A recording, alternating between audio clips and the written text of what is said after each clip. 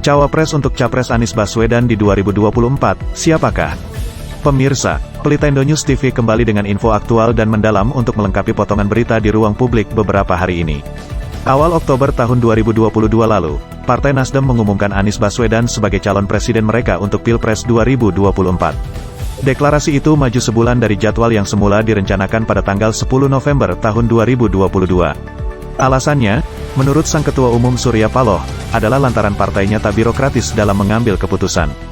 Selain itu, tanggal 3 Oktober tahun 2022 dianggap hari baik oleh Nasdem untuk meresmikan capres mereka. Seiring deklarasi tersebut, ada spekulasi merebak tentang sosok cawapres yang bakal mendampingi Anies maju di 2024. Nasdem maupun Anies tak mau terburu-buru menentukan nama cawapres. Surya Paloh mengatakan menyerahkan soal pencarian jodoh itu kepada Anies. Menurutnya, mengawin paksakan Anies dengan tokoh tertentu bakal jadi penyakit. Ketika yakin pilih capres, kita juga harus yakin berikan kesempatan ke dia, Anies, untuk pilih cawapres, ujar Paloh kala itu. Pengambilan keputusan politik terkait Capres 2024, langkah Nasdem jelas mendapat sorotan. Bukan hanya dari publik, tapi terutama dari partai-partai yang saat ini tengah menjajaki koalisi dengan Nasdem, yakni Partai Demokrat dan Partai Keadilan Sejahtera. Surya Paloh menyebut Demokrat dan PKS telah satu pikiran soal Anies. Kedua partai menyambut baik deklarasi Anies sebagai Capres Nasdem. Meski demikian, hingga 3 bulan sejak deklarasi, ketiga partai belum menyepakati soal koalisi mereka. Salah satu ganjalan utamanya, apalagi, kalau bukan soal cawapres. Deputi Badan Pemenangan Pemilu Dewan Pimpinan Pusat Partai Demokrat, Kamhar Lakumani, mengatakan bahwa komunikasi Nasdem PKS Demokrat terus mengalami kemajuan dan berjalan on track. Ketiga partai membentuk tim kecil gabungan untuk menggodok format koalisi politik mereka. Dalam banyak hal, ada kesepahaman.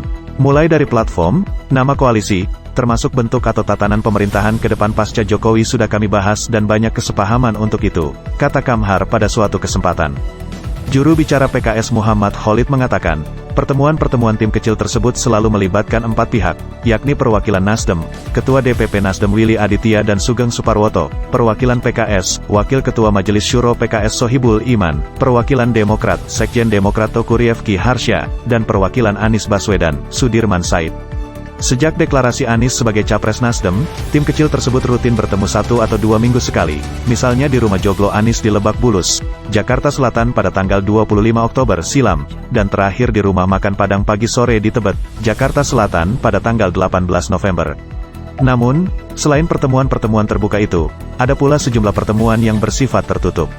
Menurut sumber kumparan yang mengetahui pertemuan-pertemuan itu, temu rembuk 4 pihak tersebut telah berlangsung 5 kali sepanjang Oktober-November tahun 2022. Tim kecil kini berhasil menyepakati nama koalisi politik mereka, yakni Koalisi Perubahan. Menurut Kamhar, dari skala 1 sampai 10, kesepahaman antar pihak di dalam koalisi tersebut sudah lebih dari 7. Artinya, tergolong tinggi. Kalau saja ada titik temu soal cawapres, maka skalanya bakal mencapai angka 10. Kamhar menyatakan, perkara cawapres memang harus dibicarakan matang-matang sebelum ketiga partai benar-benar sepakat berkoalisi. Saat ini, menurut sumber kumparan di lingkar koalisi ketiga partai tersebut, urusan cawapres justru menjadi satu-satunya rintangan ketok palu Koalisi Perubahan. Demokrat menyebut sosok cawapres harus bisa saling mengisi dengan Anies guna mewujudkan perbaikan dan perubahan, sekaligus harus dapat memberikan kontribusi elektoral.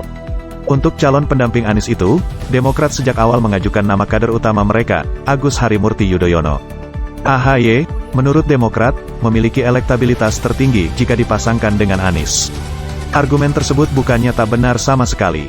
Dalam survei Capres dan Cawapres 2024 yang digelar Foxpoll Center Research and Consulting pada 22 Oktober 7 November tahun 2022 misalnya, duet Anies AHY menang dalam simulasi 2 dan 3 pasangan calon.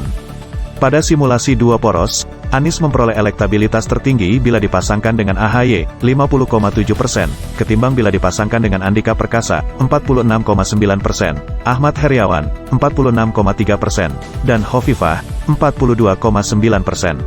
Begitu pula pada simulasi 3 poros, Anies mengantongi elektabilitas jika berpasangan dengan AHY, 37,3%, dibanding dengan Andika Perkasa, 32,5%, Ahmad Heriawan, 29,3%, dan Hovifah, 28,2%. Survei indikator politik pada Oktober-November tahun 2022 juga menempatkan AHY sebagai cawapres yang paling pantas mendampingi Anies Baswedan dalam simulasi 3 pasangan calon, yakni Anies, Ganjar dan Prabowo. Preferensi cawapres Anies terhadap AHY paling tinggi, yakni 28,6% daripada terhadap Hovifah, 4%, dan Andika, 2,2%. Survei Indostrategik terkait Pilpres 2024 yang digelar 8-16 Oktober tahun 2022 terhadap 1.200 warga DKI Jakarta menunjukkan bahwa pasangan Anies AHY unggul. Ini tak mengherankan karena warga Jakarta telah mengenal Anies dan AHY yang dahulu merupakan rival di Pilkada DKI Jakarta 2017. AHY bisa saling mengisi dengan Anies. Dari sisi geopolitik untuk DKI Jakarta, Banten, dan Jabar, Anies elektabilitasnya sudah tinggi. AHY juga tinggi, misalnya di Jateng dan Jatim. Kami berpandangan AHY akan lebih bisa memberi kontribusi, ujar Kamhar. Demokrat menekankan, koalisi perubahan mesti menggunakan variabel rasional dan terukur untuk menentukan cawapresnya demi memenangi Pilpres. Variabel logis itu, ujar Demokrat, antara lain tentu survei elektabilitas. Dari hasil berbagai simulasi, ternyata paling kuat secara elektoral adalah AHY. Jadi buat Demokrat, enggak ada satupun alasan tidak, untuk pasangan Anies AHY. Kalau bukan dengan AHY, terus dengan siapa mau menang, kata Kamhar. Bagi PKS, ada alternatif lain, di mana, kader mereka yang juga Gubernur Jawa Barat 2 periode, Ahmad Heriawan, AHER. Wakil Majelis Syuro PKS itu menjadi calon andalan dari partainya untuk mendampingi Anies. Awalnya, Majelis Syuro PKS mengajukan 5 nama kandidat untuk Anies. Namun, nama-nama itu kemudian mengerucut ke satu nama saja, yakni AHER. Jawa Barat tuh jumlah penduduknya terbanyak. Pemilihnya untuk Pilpres juga terbesar. Kang AHER ini menang 2 kali di sana dan beliau memimpin Jawa Barat dengan sukses, kata M. Khalid di kantor DPP PKS, Kamis tanggal 8 Desember tahun 2022 lalu. Di tengah ajuan AHY dan AHER dari Demokrat dan PKS, kini justru muncul nama baru di bursa cawapres Anies, yaitu Andika Perkasa dan Hovifah Indar Parawansa. Keduanya dianggap memiliki keunggulan yang juga patut diperhitungkan. Nama Andika Perkasa dan Hovifah dimunculkan Nasdem. Partai itu menilai ada ceruk konstituen yang perlu dirangkul Anies, yakni kalangan nasionalis dan Nahdien. Kedua ceruk ini dianggap vital dan 2 nama yang muncul belakangan dipandang mampu mengisinya. Jenderal Andika Perkasa, Panglima TNI yang memasuki masa pensiun pada Desember tahun 2022, dinilai mewakili ceruk nasionalis. Sementara Hovifah, Gubernur Jawa Timur yang juga ex-Menteri Sosial sekaligus Ketua Umum PP Muslimat NU, dianggap mewakili kalangan Nahdlatul Ulama, yang juga dekat dengan nasionalis. Ketika Anies terpilih menjadi capres Nasdem, maka Andika dan Hovifah langsung ditimbang sebagai cawapresnya. 2 hari setelah Surya Paloh mendeklarasikan Anies sebagai capres, tanggal 5 Oktober Wasekjen Nasdem Hermawi Taslim mengusulkan agar internal partai tetap membahas nama-nama rekomendasi cawapres meski membebaskan Anies untuk memilih. Di antara nama kandidat cawapres yang masuk radar awal Nasdem ialah Andika, Hovifah, dan Yeni Wahid Putri Gus Dur dan aktivis NU. Hovifah dinilai bisa menjadi faktor penting karena belum ada relawan Anies yang punya basis NU, ceruk terbesar dalam pertempuran politik di Jawa Timur.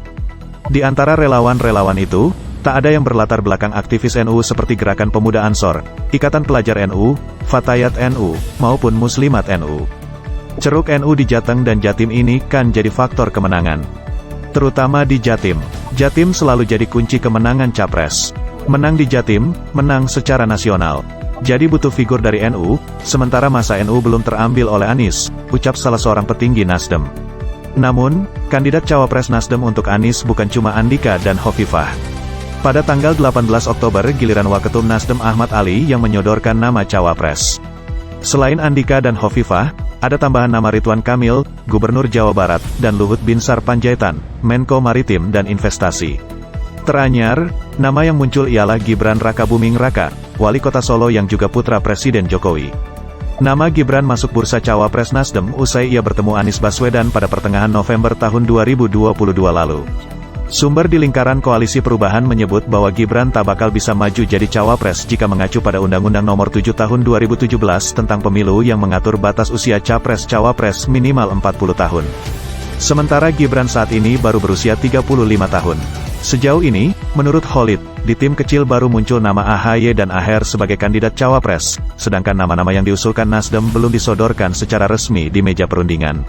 Untuk menentukan pasangan terbaik, Anies diminta Nasdem menyusun kriteria cawapres. Berdasarkan kriteria tersebut, partai kemudian membahas nama-nama yang dirasa sesuai. Dengan kata lain, meski telah diberi kepercayaan oleh partai untuk memilih, Anies bukan berarti jalan sendiri tanpa partai dalam proses pemilihan pasangannya itu. Pada saatnya nanti, Nasdem akan membawa nama-nama bakal cawapres Anies ke tim kecil untuk dibahas lebih lanjut. Namun, pihak lain di Koalisi Perubahan menyebut bahwa lebih fair bila nama Andika dan Hovifah segera diajukan ke tim kecil agar mereka bisa mengukur elektabilitas keduanya bersama calon-calon lain. Anies berkali-kali menyampaikan kepada publik, pemerintahannya ke depan akan melanjutkan hal-hal yang sudah baik, sekaligus bakal melakukan perbaikan dan perubahan. Dalam kunjungannya ke kantor DPP Demokrat awal Oktober, Anies membeberkan arah pemerintahannya ke depan. Ia menekankan pentingnya tata kelola pemerintahan yang baik, juga penguatan institusi atau kelembagaan. Anies kepada Demokrat juga membeberkan kriteria cawapresnya, berpengalaman, mendukung pemerintahan ke depan, dan berkontribusi pada penguatan koalisi. Kepada PKS, Anies pun memaparkan kriteria cawapres yang serupa, yaitu, berkontribusi bagus pada elektoral, dan mendukung stabilitas serta efektivitas pemerintahan. Nasdem, PKS dan Demokrat menyatakan tinggal tunggu waktu untuk mengumumkan koalisi mereka secara resmi. Ketiganya sudah menyepakati Anies sebagai capres. Tinggal nama cawapres yang menjadi pekerjaan rumah. Demokrat sejak awal konsisten mengajukan AHY sebagai cawapres, sedangkan PKS kemungkinan akan mengikuti pilihan dari capres yang diusung. Anies sendiri, menurut sumber, meminta penundaan penentuan nama cawapres. Ia ingin melihat langkah lawan politiknya dulu, termasuk mengetahui siapa capres dan cawapres di seberangnya nanti. Langkah wait and see Anies itu adalah bagian dari strategi politik. Sumber lain di lingkup koalisi Anies menyatakan, deklarasi cawapres Anies akan menunggu pengumuman capres-cawapres pihak kompetitor, yakni mendekati tenggat pendaftaran peserta pemilu, Desember tahun 2023. Anies, menurut sumber itu, sejauh ini tak menunjukkan preferensi cawapres pilihannya secara terbuka karena ia menjaga perasaan semua partai penyokongnya. Angka 20% kursi di DPR atau 25% suara sah nasional merupakan syarat pengajuan capres oleh partai politik atau gabungan parpol yang tertuang dalam Undang-Undang Pemilu. Ambang batas itulah yang membuat Koalisi Perubahan mementingkan capres dan koalisi politik mereka terlebih dahulu ketimbang penentuan cawapres. Jadi siapakah cawapres untuk capres Anies Baswedan? Jelas masih alot, jadi kita tunggu saja. Ikuti terus info aktual dan berita-berita lebih mendalam dan utuh di Pelita Indo News TV, dengan cara subscribe, bunyikan lonceng, dan share.